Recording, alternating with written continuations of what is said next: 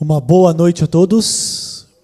É um prazer estar aqui com vocês, já a terceira noite, do estudo do livro de Daniel e do livro do Apocalipse. E hoje nós vamos fazer talvez o último estudo introdutório, antes da gente começar então a entrar em termos de interpretação propriamente dita dos textos, dos temas, das cenas em comum entre o livro de Daniel e do livro do Apocalipse. Bom, hoje nós vamos estudar sobre métodos de interpretação. E todos vocês são bem-vindos aqui na Igreja do Iguatemi, vocês na internet também, todos bem-vindos a esse estudo. E quando a gente aborda Daniel e Apocalipse, nós estamos abordando textos singulares, por várias razões. Pelo seu conteúdo, pelo rico simbolismo que esses textos trazem, as imagens, e também pela utilidade que eles têm dentro do universo da igreja, da pregação, para que esses livros são usados, ou foram usados, e continuam a ser. E, naturalmente, também a interpretação e compreensão desses textos tem os seus desafios. E esses desafios, eles são abordados de forma muito diferentes, entre estudiosos diferentes. E hoje nós vamos estudar um pouquinho das principais abordagens de métodos de interpretação, que seriam elas o preterismo, o futurismo, o idealismo e o historicismo. São 4 escolas de interpretação, 4 formas de abordar o texto, que envolvem os seus pressupostos, os seus métodos, as suas conclusões. Não precisem ter medo dos textos, dos temas, dos títulos aqui colocados, nós vamos explicar cada um deles, claro, de forma introdutória, mas também com alguma certa riqueza de detalhes para a gente poder entender do que a gente está falando. E também é possível que vocês possam entender, se vocês forem buscar mais informações, que a situação dessas 4 escolas de interpretação são um pouco diferentes em relação ao livro de Daniel e ao livro do Apocalipse. Nós vamos tratar tudo junto para não nos delongarmos demais nas questões, mas, de alguma forma, existe uma possibilidade de abordar os 2 livros nessas 4 escolas, então nós vamos trabalhar os 2 livros juntos. Tá? E aí, se vocês quiserem se aprofundar depois, existe bastante material a esse respeito, na internet, na literatura e etc., e vocês vão poder estudar um pouquinho mais a respeito dessas escolas de interpretação específicas. Então, a primeira delas que nós vamos falar é sobre o preterismo. Então, dentro aí da língua portuguesa, pretérito, aquilo que se relaciona ao passado. E a escola preterista de interpretação aborda os livros apocalípticos, Daniel e Apocalipse, como tendo sido escritos lá então, naquela época em que foram escritos, com o objetivo imediato de ajudar os leitores daquele contexto, com as suas lutas pessoais, espirituais, em torno das situações que eles estavam vivendo. É mais ou menos como um escritor escreve hoje. Você não escreve um livro hoje, em 2014, pensando nos leitores possíveis desse livro em 3014, ou em 4014, ou em 4514. Você não pensa assim. Você pensa no teu público imediato, são nas pessoas para as quais você está escrevendo. Parece algo muito lógico, e obviamente é. Entretanto, a literatura apocalíptica vai questionar, e será que só tem em mente esse autor imediato, ou esse leitor imediato, aliás? Ou, quem sabe, esse livro pode alcançar gerações futuras e está intencionado para alcançar as gerações futuras também? E aqui começa a grande questão. O preterista vai dizer que a preocupação do autor é com o público imediato, ponto. Então, por exemplo, você tem assim o primeiro verso do livro de Daniel. No ano 3º do reinado de Jeoaquim, rei de Judá, veio Nabucodonosor, rei da Babilônia, a Jerusalém e a sitiou. Para quem que essa informação é relevante?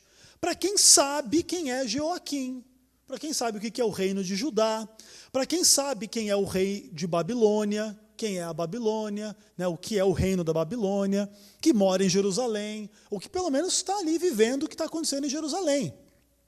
Então é para esse público que essa informação é relevante. Seria como eu escrever o livro hoje, no 3º ano do reinado de Dilma Rousseff.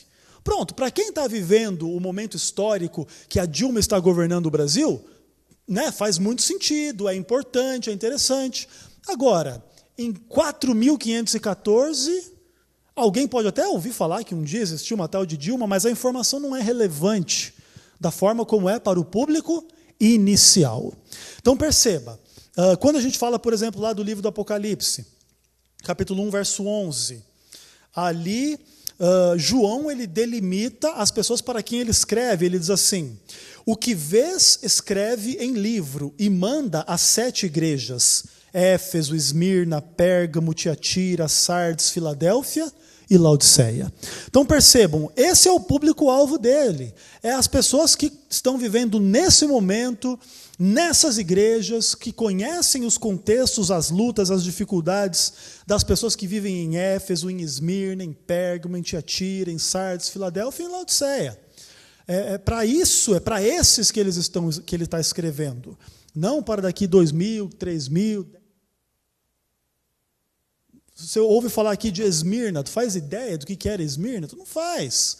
Laodiceia, Filadélfia, Sardes e tal. E claro, com o estudo da história dessas cidades, olhando lá para o passado, a gente tem algumas informações, mas de alguma forma também essa história se perde, ela deixa de ser tão relevante quanto era para aquele contexto, e etc.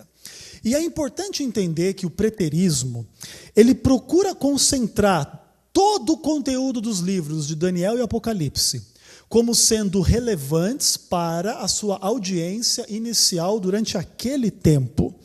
E sem essa preocupação com como o leitor dos séculos futuros vai entender esse livro. Não importa os séculos futuros, o que importa é o momento presente, que da nossa perspectiva já é passado, e um passado bem distante. Então nós situamos aí o livro de Daniel há 2.600 anos atrás. É muito antigo esse livro. A gente não faz nem ideia que tipo de vida que eles tinham naquele contexto, naqueles lugares, como é que era esse 3º ano desse reinado de Joaquim. A gente não faz nem ideia como é que era a questão política, econômica, social, familiar, e etc, e etc. Agora você avança 600 anos para o livro do Apocalipse, mas ainda assim, da nossa perspectiva, já faz 2.000 anos, e a gente também não faz muita ideia como que eram exatamente essas realidades também no tempo da escrita do livro de Daniel. E o preterismo, então, pretende que os livros de Daniel e Apocalipse sejam especialmente relevantes somente para a sua audiência inicial. E aí o livro de Daniel, dentro do contexto da revolta dos Macabeus, 200 anos antes de Cristo, e o Apocalipse em relação à interação entre o Império Romano e os cristãos do 2º século. Possivelmente ali o livro do Apocalipse foi escrito no final, na segunda metade do 1º século, então entre o 1º e o 2º século era que era relevante esse livro. Depois ele já deixa de ser na medida em que foi no passado. Lembrando que a gente já falou um pouquinho sobre data e autoria. Então essa ideia da revolta dos Macabeus no livro de Daniel é segundo aquela visão da tese macabeia, que se contrapõe à tese exílica de que o livro foi escrito por Daniel no 6º século. Tá bom? Não vamos retomar a discussão, já falamos sobre isso. O que importa é que essa escola preterista, em grande medida, a sua grande maioria, defende que o livro foi escrito no contexto da revolta dos Macabeus. E o livro era mais importante e mais relevante ali naquele contexto. O preterismo é o método dominante dentro da Igreja Católica Apostólica Romana, hoje. Mas também está presente em certos círculos protestantes. Especialmente esses protestantes que se incomodam um pouco com a abordagem evangélica atual, que vai ser futurista, que nós vamos falar daqui a pouquinho. E, inclusive, é bom você saber que como é que a Igreja Católica se defende da acusação protestante de ser a besta do Apocalipse, de ser a Babilônia. Sabe que tem essa acusação, né? O mundo protestante faz essa acusação aos católicos. E como é que o católico se defende? Com o método preterista. Ele diz, olha, você está reclamando da Igreja Católica hoje, mas o livro do Apocalipse nesse caso, ou até mesmo Daniel, né, alguns capítulos 7 e 8 ali, está lidando com problemáticas que não falam da Igreja Católica de hoje, fala daquele tempo, daquele Império Romano, daquele Antíoco Epifânio, daquelas pessoas daquele tempo. Você está tirando aquilo do contexto real e está aplicando aqui para falar mal da Igreja Católica, mas isso é uma falsa interpretação e etc. É assim que eles se defendem dessas acusações, através do método preterista de interpretação. Não. Daniel está falando lá para 600 anos antes de Cristo, ou para 200 anos antes de Cristo. O Apocalipse está falando para o primeiro século, para o segundo século. Qualquer aplicação disso para frente se torna arbitrária, se torna errada, se torna não aquilo que realmente a Bíblia queria dizer. Essa que é a sacada, então, do método preterista de interpretação, ok? O segundo método que nós vamos lidar hoje é o futurismo. O futurismo defende que esses livros, e aí talvez nem todo o conteúdo dos livros, mas pelo menos uma certa parte dos livros de Daniel e Apocalipse, só foram escritos com vistas ao leitor do futuro. Não necessariamente aplicável ao passado. Então vamos entender isso. Especialmente aí, por exemplo, Daniel, capítulo 7 até o capítulo 12, Apocalipse, capítulo 12 até o 22. Ou alguns até colocam Apocalipse 4 em diante. A grande questão é a seguinte: essas porções dos livros apocalípticos teriam sido escritos para os cristãos do futuro, que estariam vivos quando Jesus voltasse. Então seria mais ou menos assim, como se Daniel e João estivessem escrevendo para a última geração de cristãos, que estariam vivos quando Jesus voltasse para instaurar o reino. E sabe que essa ideia da última geração é uma ideia muito desenvolvida entre os adventistas do sétimo dia. Tanto em relação a Daniel e Apocalipse, mas muito em relação aos escritos de Ellen White também. E esse é um tema muito extenso dentro da igreja adventista e muito complicado, especialmente por causa daquilo que nós chamamos de perfeccionismo, que, em resumo, vai tentar defender uma ideia que um dia nós vamos parar de pecar para poder estarmos preparados para a volta de Jesus. E a gente vai e confronta esse grupo dizendo o seguinte: mas nunca ninguém parou de pecar. Todas as gerações de cristãos foram pecadores, não teve uma geração de não pecadores. Aí eles se levantam dizendo o seguinte: mas na última geração haverá um grupo, que é os 144 mil, que vai parar de pecar para poder estar pronto para Jesus voltar. E essa é uma ideia muito forte dentro da igreja adventista do sétimo dia, que tem conexão com o estudo de Daniel e do Apocalipse. Dentro do pano de fundo também dos escritos de Ellen White. E dentro dessa visão futurista que existe, especialmente no mundo evangélico, se faz muitas aplicações tecnológicas dos textos bíblicos. Vamos dar 2 exemplos para vocês. Volta lá para Daniel, capítulo 12, versículo 4. Uma aplicação muito famosa e também muito questionada. O que será que Daniel está querendo dizer aqui? E aquele que talvez tenha uma tendência mais futurista vai ter uma aplicação e outros vão ter outra aplicação. E você deve já ter ouvido alguém dizer o seguinte. Vamos ler o texto. Tu, porém, Daniel, encerra as palavras e sela o livro, até o tempo do fim. Muitos o esquadrinharão e a ciência se multiplicará. Algumas versões dizem, e o saber se multiplicará. E qual que é a aplicação que o futurista faz desse texto? Daniel estava prevendo, então, a viagem espacial, o computador, o celular que você usa, a internet, ou sei lá mais o que haja de modernidade. Porque a ciência iria se multiplicar. E agora você vê uma explosão da ciência, do método científico, da abordagem científica da realidade, da biologia, da química, da astronomia, e etc, e etc. Então essa é uma interpretação futurista. Lá no futuro, depois de muito tempo que Daniel já tinha morrido, já faz 3.000 anos quase que Daniel morreu, surgiria então essa multiplicação da ciência. Vamos lá para Apocalipse, capítulo 13, versos 16 a 18. Texto muito aplicado em sentido futurista também. E aí a gente está no contexto aqui da famosa marca da besta, que virá e etc. E a Bíblia diz assim: a todos os pequenos e grandes, ricos e pobres, livres e escravos, faz com que seja dada certa marca sobre a mão direita ou sobre a fronte, para que ninguém possa comprar ou vender, senão aquele que tem a marca, o nome da besta, o número do seu nome. Aqui está a sabedoria, aquele que tem entendimento calcule o número da besta, pois é número de homem. Ora, esse número é 666. E a aplicação futurista é muito forte, muito presente. Virá um dia uma sociedade tecnológica que vai implantar um microchip na tua mão direita ou na sua testa, e sem isso você não vai poder comprar ou vender. E tudo dentro desse contexto, assim, né? Carro voador, sei lá, roupas futuristas. Existem todas essas representações da interpretação desses textos como significando lá o futuro. Pode ser um futuro um pouco até perto de nós, porque a tecnologia já está aí, possibilitando talvez até algum tipo de controle econômico, de cartão de crédito, agora com chip, daqui a pouco esse chip sai do cartão, vem para o corpo, e daqui a pouco quem não tem essa marca aí não compra, não vende. E perceba, nós estamos aqui já 2000 anos depois do livro do Apocalipse foi escrito. Então, lá da perspectiva de João, esse é um texto o quê? Do futuro, é futurista, certo? Essa é a questão. E entre os batistas, isso é muito forte.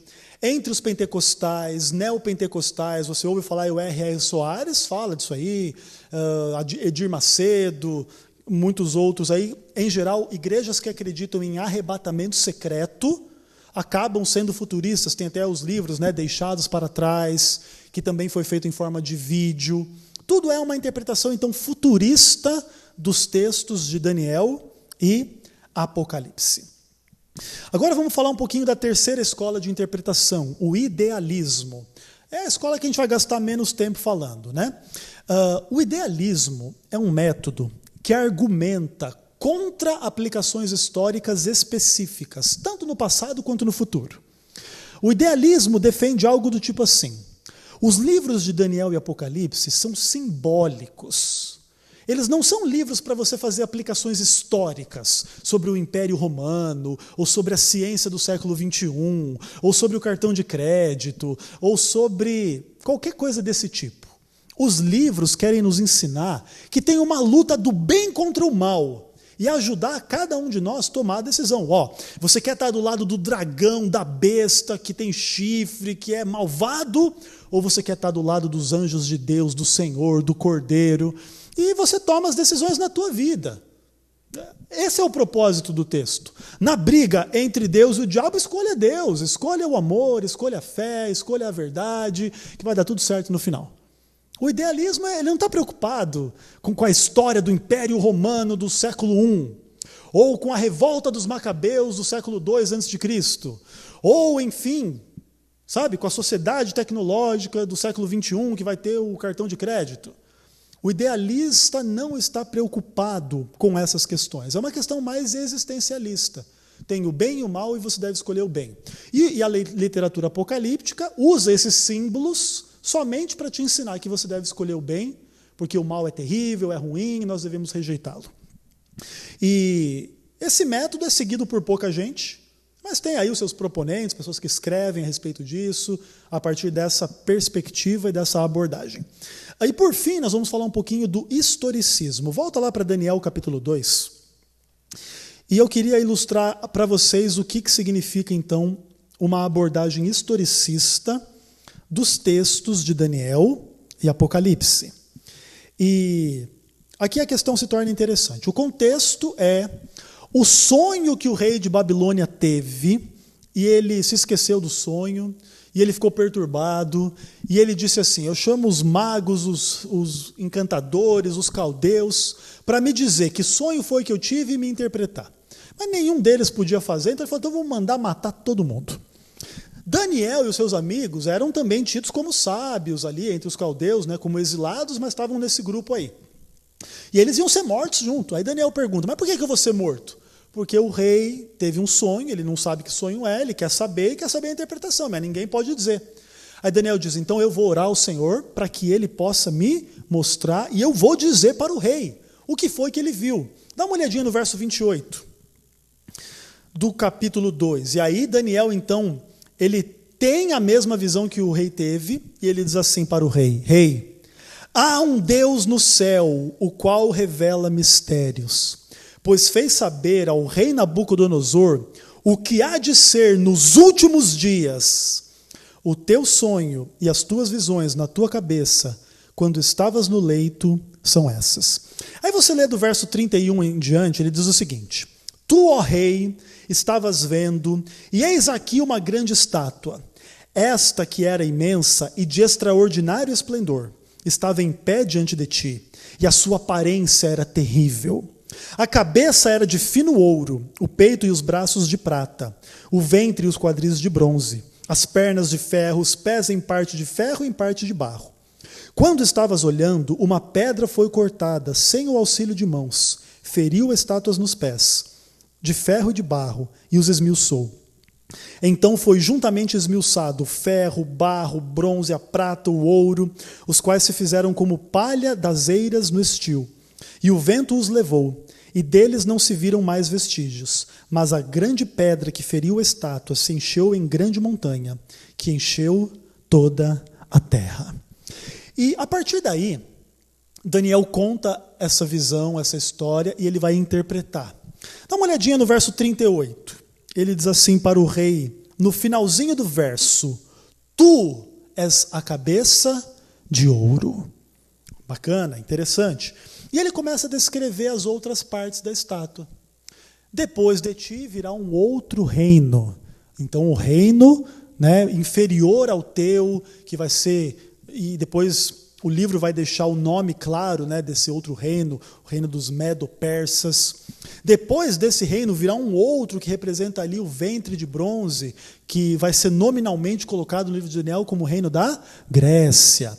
E aí depois vai ter essas pernas de ferro, e aí ele já não mais coloca o nome do reino, mas será um reino poderoso, terrível, que será dividido depois nos 10 dedos mesclados entre ferro e barro. E aí depois dessa divisão em 10, viria então uma pedra, que se tornaria então um reino eterno que jamais seria destruído. Então perceba uma questão interessante. O historicismo entende que Daniel e Apocalipse são livros que descrevem a história humana desde o tempo do profeta até a vinda do reino de Deus. É toda a história humana. Percebam o que Daniel fala para o rei Nabucodonosor. Deus te mostrou o que há de ser nos últimos dias. E onde é que começou a revelação? No reino que estava acontecendo naquele momento. Tu és a cabeça de ouro. Então onde é que começam os últimos dias no livro de Daniel? Começa no reino de Babilônia, 600 anos antes de Cristo. Ali começam os últimos dias. Interessante. E, de fato, então Daniel avança do seu momento histórico até o reino de Deus, que não veio até hoje, já faz quase 3.000 anos. E onde é que se cumprem essas profecias do livro de Daniel? Ao longo desse tempo todo. Então começa lá em Babilônia, 600 anos antes de Cristo, mas avança para dentro da história. E aí, vamos pensar assim, essa estátua, esse peito de ferro e tal, ele vai, de ferro não, de prata, ele vai simbolizar um outro reino que viria depois, alguns séculos depois, algum tempo depois. Esse ventre de bronze, um outro reino, séculos depois. Essas pernas de ferro, outro reino, séculos depois. Esses dedos de ferro e barro, a gente crê que vai representar a Europa. Você tem a divisão da Europa aí, etc. E perceba, tudo isso está acontecendo na história. E é uma longa história de séculos e séculos e milênios contemplados pelo profeta. Quando você vai para o capítulo 12, por exemplo, do livro de Daniel, você percebe uma questão interessante, que o próprio livro diz que essas profecias remontariam a tempos no futuro, não somente ao tempo dele, onde ele estava vivendo, mas ele diz, por exemplo, assim, olha o verso 6. Um deles disse ao homem vestido de linho: quando se cumprirão estas maravilhas? Olha o verso 9. Ele respondeu: vai, Daniel, porque estas palavras estão encerradas e seladas até o tempo do fim. Verso 13. Tu, porém, segue o teu caminho até o fim. Descansarás e no fim dos dias te levantarás para receber a tua herança. Então Daniel também está preocupado. Mas quando é que vai acontecer tudo isso? Daniel, tu vai morrer. E essas palavras que você está escrevendo estão seladas para um tempo lá no fim. Para um tempo lá no futuro. Então o texto em si não se refere nem somente ao passado, nem somente ao futuro, mas à história. Desde o tempo dele, porque ele entendeu, porque ele viu tudo aquilo, porque aquilo era relevante para a sua audiência inicial, obviamente, senão ninguém nem copiaria esse livro, ninguém nem teria esse livro como palavra de Deus. Então tudo que está escrito aqui tem relevância para o passado, mas vai além do passado e entra na história e se cumpre na história. O livro do Apocalipse, de alguma forma, é também semelhante. Essa dinâmica não é idêntica, mas eu percebo uma progressão interessante. O livro começa se concentrando nas 7 igrejas da Ásia, certo? Então, existe um contexto imediato, histórico, mas, de repente, João está falando de coisas acontecendo em âmbito mundial. Você vê, por exemplo, Apocalipse 14, verso 6, né, o texto bem famoso. Vi um anjo voando pelo meio do céu, tendo um evangelho eterno para pregar aos que se assentam sobre a terra, cada nação, tribo, língua e povo. Então percebam, o texto sai de um ambiente local e pequeno para se tornar o quê? Mundial. E dentro dessa dinâmica geográfica se implica também uma questão histórica. Existe uma proclamação inicial do evangelho em Jerusalém, em Samaria, nos confins da terra. Percebam a dinâmica acontecendo? A coisa vai saindo de um lugar para outro. Isso demanda tempo. Concorda comigo? Esse tempo vai acontecendo enquanto vai se pregando. E isso vai se aprofundando. E assim também nós percebemos uma progressão histórica dentro do livro do Apocalipse. Claro, nós vamos falar mais sobre isso nas próximas aulas, nos próximos encontros, sobre essa progressão na história, tanto no livro de Daniel quanto no livro do Apocalipse. O historicismo já foi a principal escola de interpretação profética dos livros de Daniel e Apocalipse. Mas hoje ele está assim abandonado, ele está igual o pastor Ezequiel, né? Abandonado.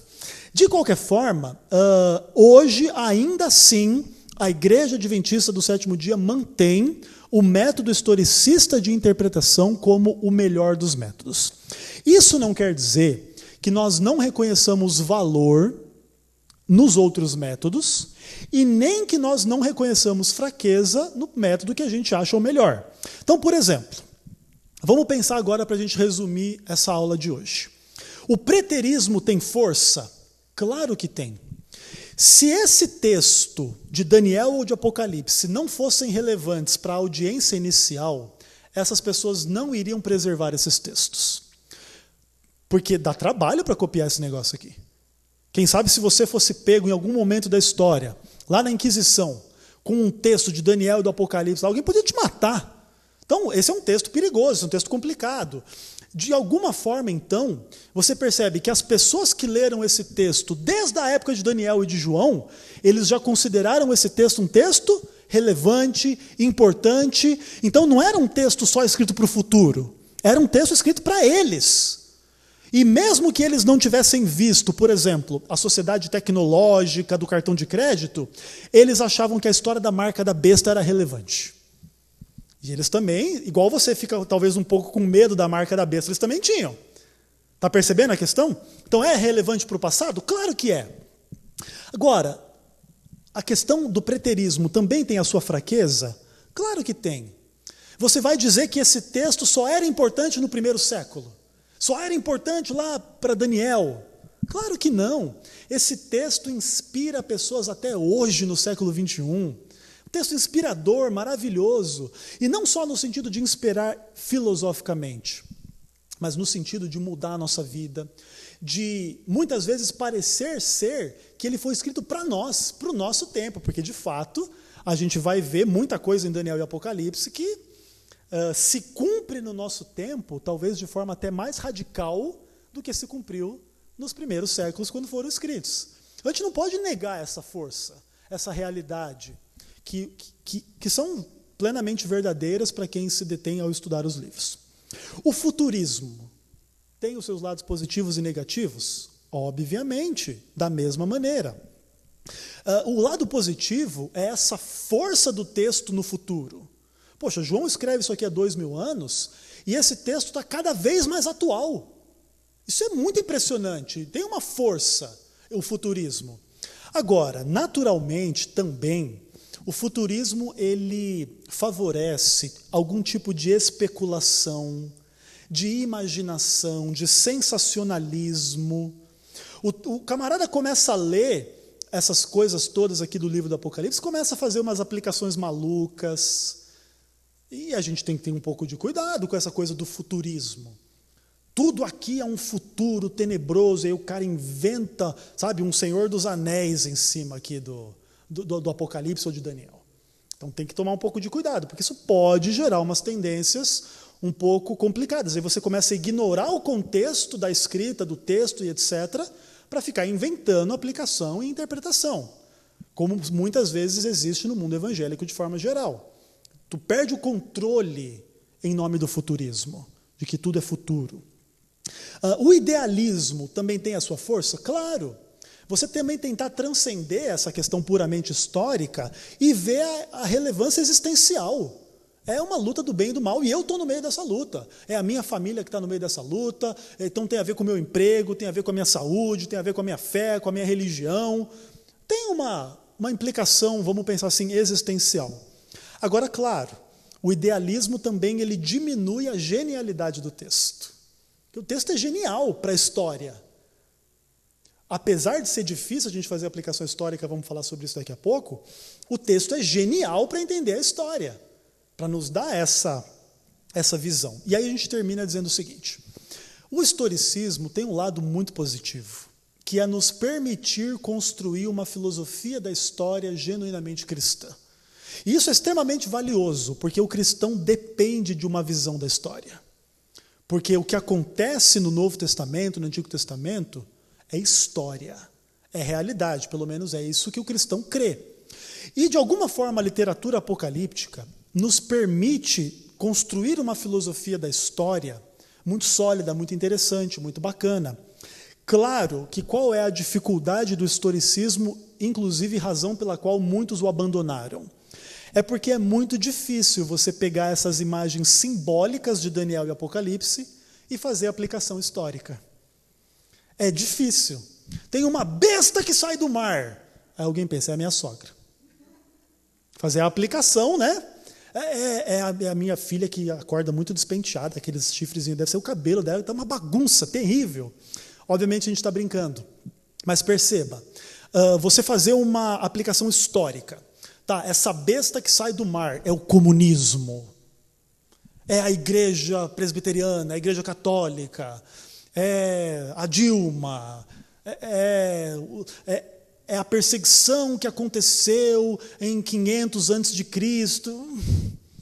Meio complicado você fazer aplicações históricas bem específicas, a história da África, a história do Brasil, a história do Haiti, a história sei lá do quê, no meio desses símbolos todos, porque aí o símbolo ele não deixa tão claro que eventos históricos são esses, e etc. Então tem a dificuldade do historicismo, a gente não vai negar o fato. De qualquer forma, nós cremos que o historicismo vai acabar reunindo em si mesmo os 4 elementos. Tem a parte que é o passado faz parte da história. Tem a parte que vem no futuro, também faz parte da história. E no meio disso tudo, a gente pode ter dificuldade de fazer aplicações históricas pontuais, fiéis ao texto, mas de qualquer forma nós podemos ter uma visão da história humana, inclusive com certos detalhes, alguns mais, a gente consegue ver isso mais claramente, outros menos. Mas de alguma forma nós vamos estudar esses assuntos e nós vamos perceber que é possível sim tirar contextos históricos até mesmo bem específicos dos textos de Daniel e de Apocalipse, mas a gente tem que abordar o texto com bastante seriedade.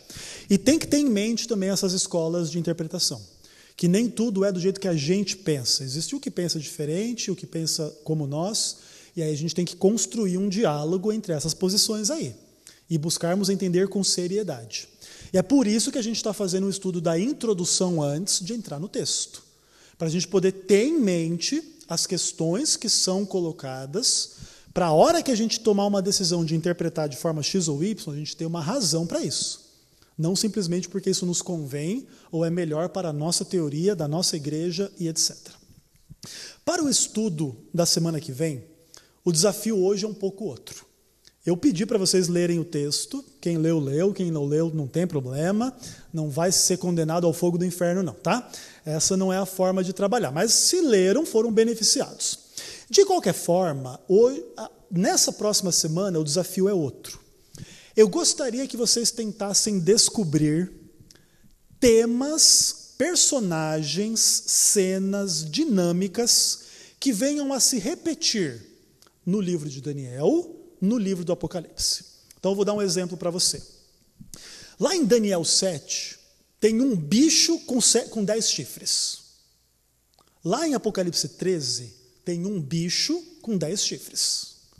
Percebe que é uma imagem parecida, é um personagem parecido? Ok? Então tem lá em Daniel e tem lá em Apocalipse. E eu gostaria que vocês descobrissem coisas que tem nos dois livros. Tem Deus no livro de Daniel? Fala sobre Deus, Daniel? E Apocalipse também fala sobre Deus? Então, ponto. Correto? Então, Deus é um tema importante em Daniel, Deus é um tema importante em Apocalipse. E comecem a tentar construir essa ponte. E tem muito tijolo nessa ponte aí. Tem muito personagem, tem muitas cenas, tem muitas dinâmicas, tem muitas realidades interessantes e importantes.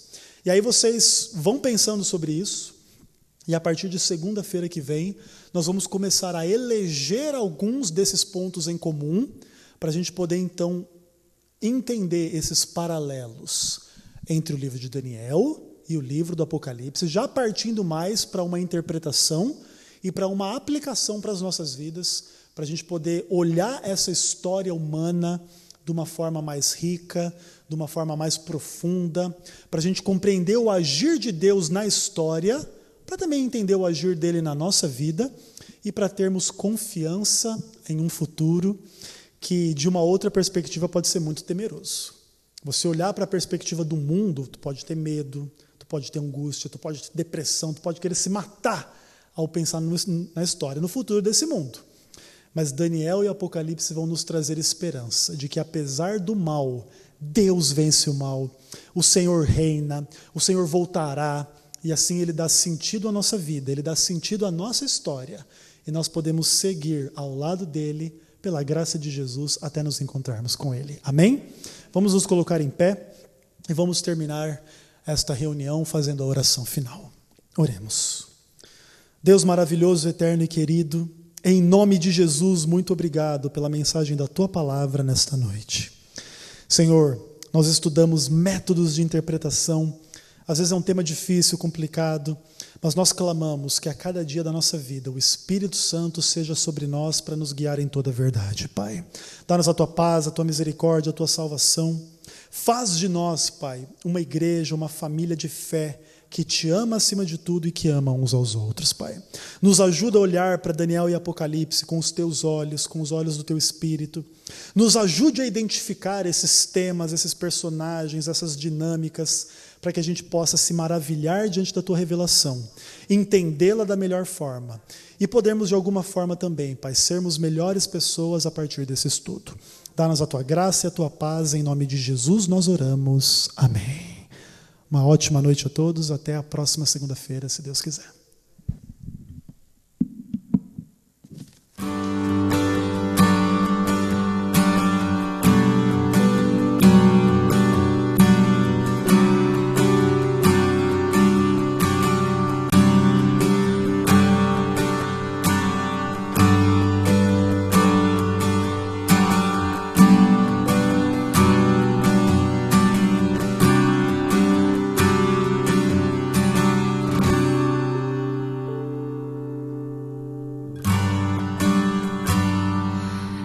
Estar em Deus não é teoria, nem filosofia. Ouvir